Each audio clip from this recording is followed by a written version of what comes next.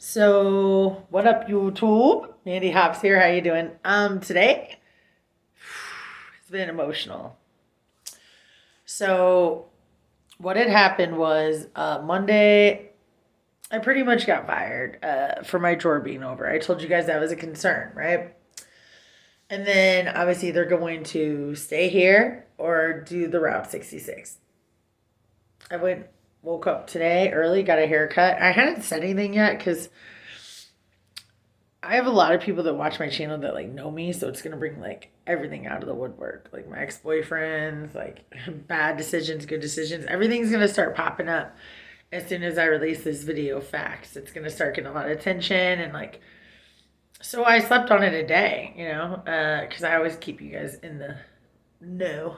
Because I had to like think about what I wanted to do before like everybody else started like chiming in.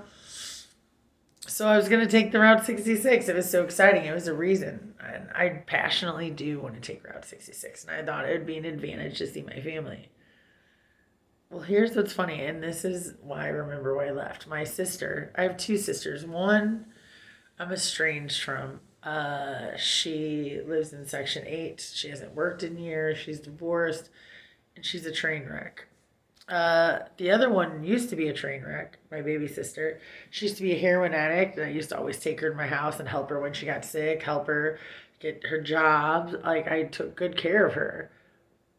But now that I'm coming down, I'm like, hey, I'm gonna come down. I'll probably be there like a month. Like, I wouldn't be there every night, bro. But like, I would either be sleeping on my dad's apartment floor, like literally, with no internet in the country, or my sister who has internet, who's even more country, and I'd be sleeping on the floor. She's like, well, you wouldn't be comfortable. No shit, Sherlock. I knew that going into it, but I wasn't going to say nothing. But she's like basically telling me I can't stay there.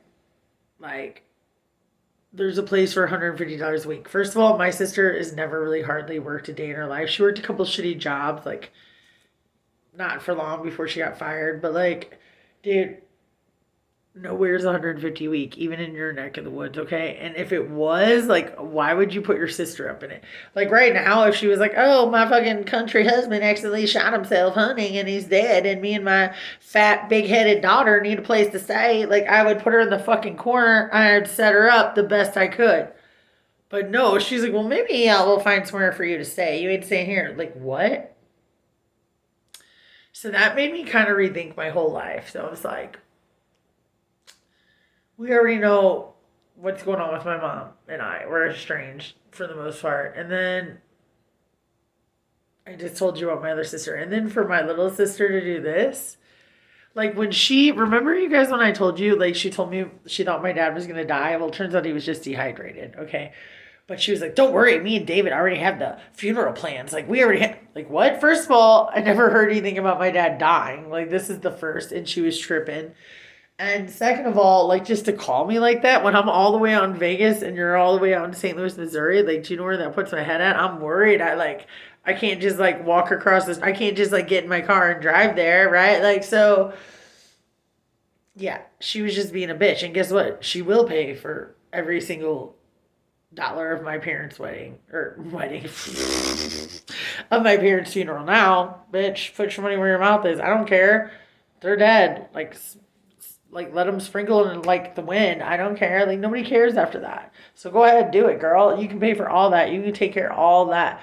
Like my sister won't even let me come like sleep on her floor when I come to visit. Like, and dude, she's dead to me. Dude, she's totally dead. I don't give a fuck. So here's my only option. I could stay at my ex-husband's who lives with his mom, or I could stay with Breakfast Guy who lives with his mom. I'm kind of starting to remember why I came here, and all my other friends are dead or in prison. I was really more excited for the trip. Yes, I wanted to see my dad. That's about it. I'm not going home. Like I do not need that kind of negativity like at all in my life. Like I don't need it. I do not fucking need it. So I'm not gonna go home just like I'm gonna stay here and keep it positive. Okay, so I am gonna get on my landlord's ass about opening up the pool though. We are getting a new dryer tomorrow. That's exciting. So no more holes and everything. So yeah, I'm just gonna revamp. I was lucky, you guys. I've kind of had like a little, I don't know what to call him, friend. I've had this whole time. You guys have heard about him on and off. Luckily, he like we had plans, and then I got fired, and I was like, shit. I didn't call anybody. He was like, so how was work? And then finally, she's like, oh, let me come over. He came over. He brought me like candy and beer and vodka. I was like, really nice to me. Hey, and so that made me feel better. And then today I got this message and it said, "Don't sleep on your progress." And it's funny because that's my saying, like, don't sleep. And I was like, whoa, my phone's like really spying on me because I thought I was spam. No, it was my baby sister saying, like, don't sleep on your progress. Well, you know what? That bitch was saying that 'cause she didn't want me to sleep on her floor. So fuck you, Jessica.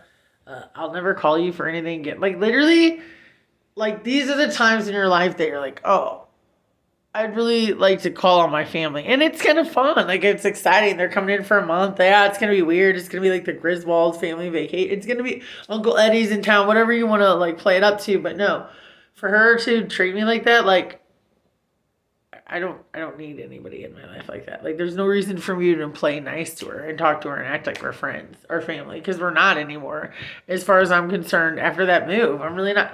So yes, so I'm putting the Route 66 trip on hold. I'm gonna fucking make it happen here. I might do some alternative little fun trips, like, that don't involve going home now, because the only thing I really have to go home for is my dad. And it seems like it's causing them a lot of stress that I'm coming home when I haven't even been home since I was 14, and I left on my own accord because the family life is so hard and fucked up. So yeah, no need to stress them out, right? Or myself at this point. Like,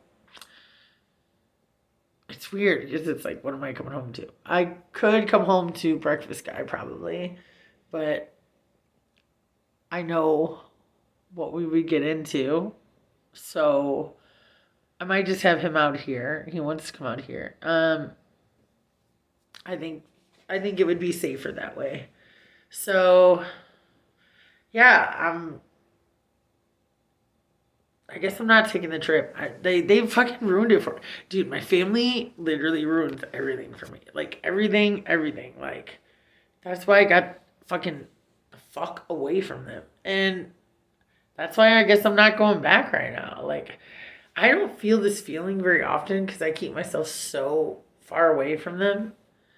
But every time I get close, it's like the worst, grossest, heaviest, saddest, toxic feeling.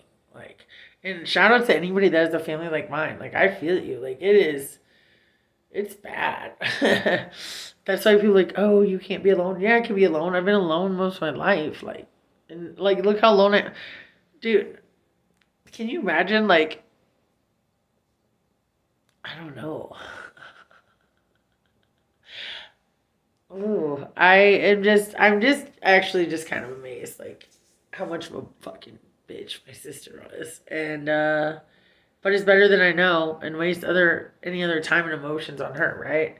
Focus on people that are real in your life. Family's who you make it. You like to see homos naked? No, family's who you make it. And she's not my family. All right, love y'all. Bye.